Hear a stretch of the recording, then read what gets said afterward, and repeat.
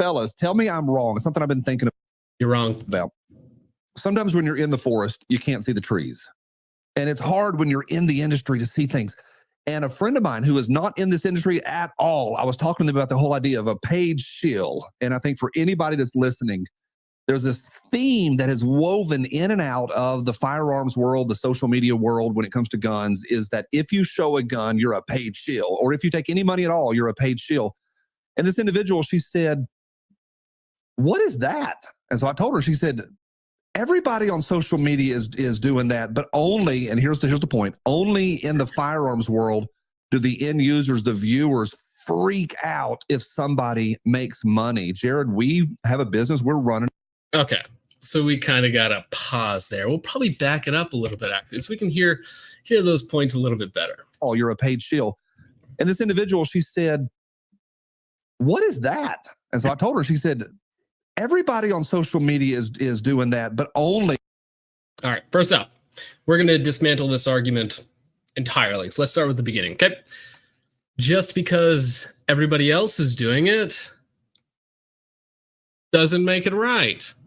And especially when we compare ourselves to some of the other genres on YouTube and out there on the interwebs, I think it's going to be abundantly clear that he is incorrect about this. And here's the point. Only in the firearms world do the end users, the viewers, freak out.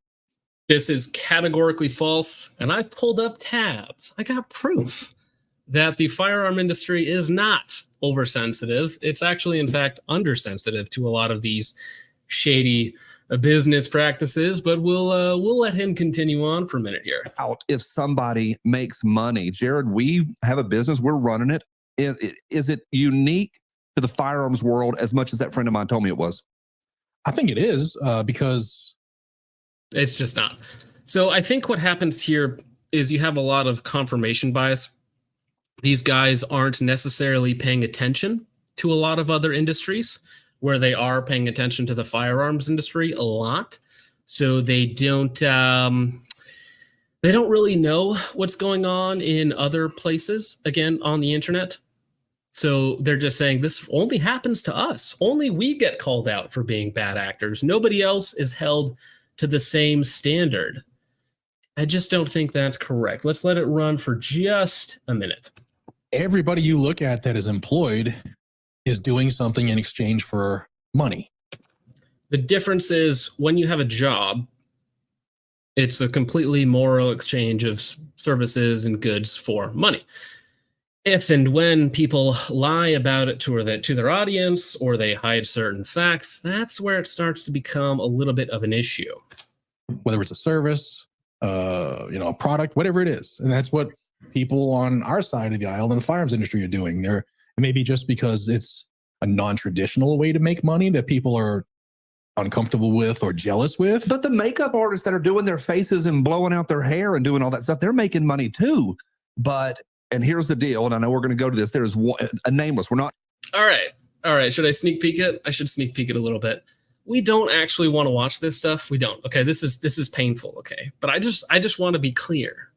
The makeup industry does police itself and does call out their own companies and does call out their own poor affiliate practices a little bit better than the gun industry does. It's a terrible comparison. We don't actually want to watch these videos. I have a bunch of them pulled up. This was extremely painful to listen to for more than just a few seconds. So I'm not gonna force you guys to watch these videos, but I do have some of them pulled up. Let's go back. Not naming names. Anthony, no names. There is one YouTuber like 6 years ago that banged the drum about and used the words paid shill, and it stuck. Was this Nut and Fancy? Are they referring to Nut and Fancy and they're just too afraid to say the name? Was that Nut and Fancy and they're just too afraid to say the name of the Allfather Nut and Fancy? What? One moron. And Oof. One person messed it up for everybody. A moron. And I do think people need to be honest, but I watch. But what? Oh, he's referring to Yankee Marshall. Damn it. I don't want to be on the side of Yankee Marshall, but he might be correct. Duck. One moron.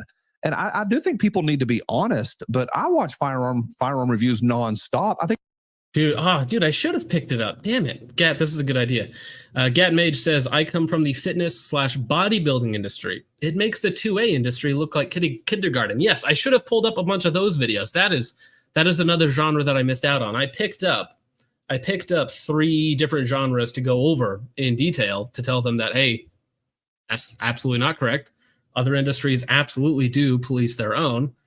So, but we'll get into that in just a minute. Let's back up. Let him actually finish his sentence. I know that I'm going over this really long.